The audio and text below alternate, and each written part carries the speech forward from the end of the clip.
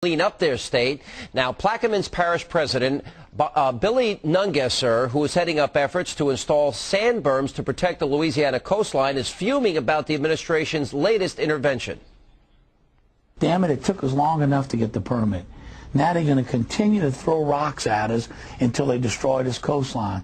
They all are to rot in hell for this. We got idiots up there making decisions because of what they think, and some brilliant individual said, well, you know, we think a mile out might not be enough. It may scour the island. The island may start to subside or whatever.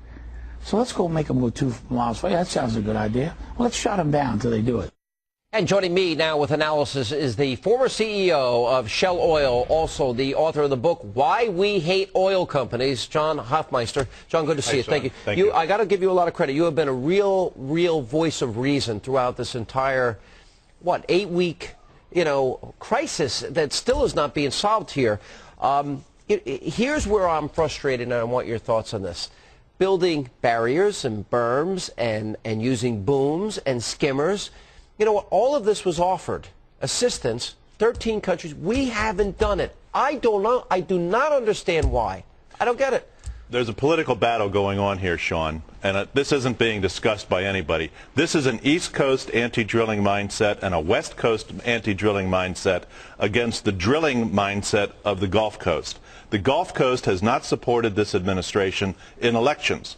So why should they care? Why should they care about how many Texans, Louisianans, Mississippians are affected or laid off? And so what we have is sort of a neglectful approach, which appears to be doing things, but in effect is not doing what needs to be done. But even if they didn't really care, or they thought that this wasn't their electoral base and they're beholden to the environmental movement, which they are, you would think for pure political reasons that when people see their pristine beaches being destroyed and fishermen on TV saying that their livelihood is gone, perhaps now for a generation, that would motivate them to action. You would think so, but then that would require a decision, such as appointing somebody in charge of the entire Gulf region, not just the Coast Guard commander, because he's doing a pretty decent job, but somebody in charge of all the federal agencies to cut through all of the bureaucratic nonsense that the governor was talking about just now. All right, we're 8 weeks in.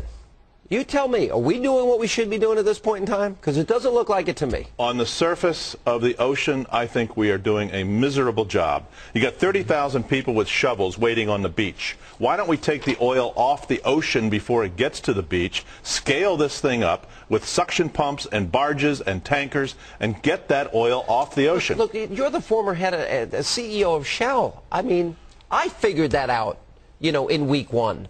You would think that, somebody would have figured it out. Poor Bobby Jindal's pulling his hair out trying to get the attention of the administration and the help. This seems like basic, simple leadership skills. They're missing here. There is very little operating experience at the federal level. They know how to regulate, they know how to write rules, they know how to check boxes, they know how to enforce rules. But when it comes to practical, common sense judgments in terms of operating, there's nobody there that's been in a business. There's nobody knows how to run logistics. Nobody knows how the supply chain works. Nobody knows how to manage people so that they're motivated and encouraged to do the right thing. I contend, and you have more experience as CEO of Shell, I contend that the environmental movement controls and the Democratic Party is beholden to, and they adhere to whatever the environmentalists are saying. Am I right? There are some special interests out there that have a very strong grip on the ideological positions of what the administration should be doing. And when you put ideology in the midst of a crisis like this, you get what we see, which is wrong. We should not have ideologists running or making decisions on this. Was the President of the United States telling the American people the truth, that we didn't have enough oil reserves in shallower waters or inland? Because I contend that that was not true. There is a misquote being used by the President and the administration through the campaign and to today. When they say the U.S. only has 2% of the world's oil reserves and uses 20%, we can't drill our way to energy independence. That is a myth, because proven reserves is a narrow technical definition by SEC that doesn't include probable reserves.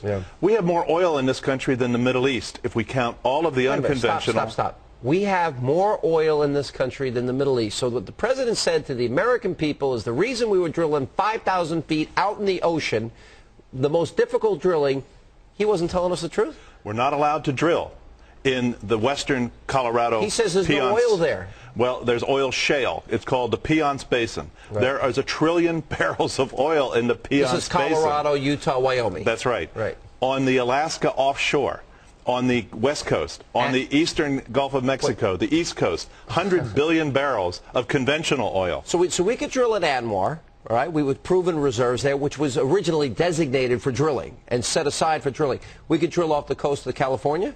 We could drill off the eastern seaboard. And don't forget the Bakken in North Dakota, which may have as many as 500 billion barrels, 1 trillion barrels in Colorado. We have more energy than we will ever use in this country. And why does the president tell us we're running out of energy? Because it's his constituents, his base. The environmentalists. His base, including the environmentalists. Okay. How many times did environmentalists sue you at Shell?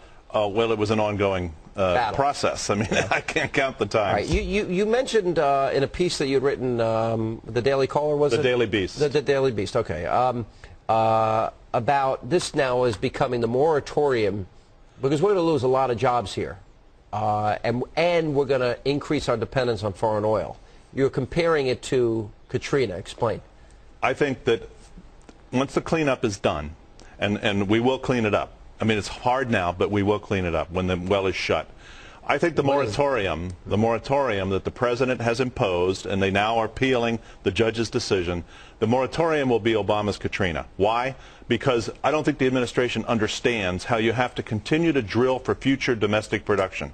And the 1 million barrels a day that those wells that are shut in now would have produced by 2011, 2012, into 2013 will lead to a dramatic rise in the gas price, the crude oil price, then the gas price, and by the 2012 election, this nation's looking at $1.50 to $2 more per gallon than we're paying today. So $4.50, $5 a gallon. That's my prediction. Wow, that's pretty. How do we stop the flow? Because do you see any hope when nothing's working? Yeah. Well, that's one thing I can understand that they're having difficulty. I think we can contain it and we can suck it up. How do we stop that picture? I'm sick of seeing that. Everybody is. I think the relief wells have to be given a shot, because the step beyond the relief wells is very risky. Blowing it up. Blowing it up. Imploding it. Actually, not blow it up, but blow it in. Down. Yeah. And that step carries inherent risk. All right, you're going to be on next week, and we're going to talk specifically just about solutions. And some are saying we need a nuclear explosion down there? That's what Matt Simmons believes. What do you think? And he's an authority. He's a very bright man. Wow. I'm still at the conventional stage. I'm not at the nuclear stage. All right. Well, you have been a voice of sanity, John, in this whole crisis. Sean. I wish they'd listen to you. Thank you. Because we'd all be a lot better off.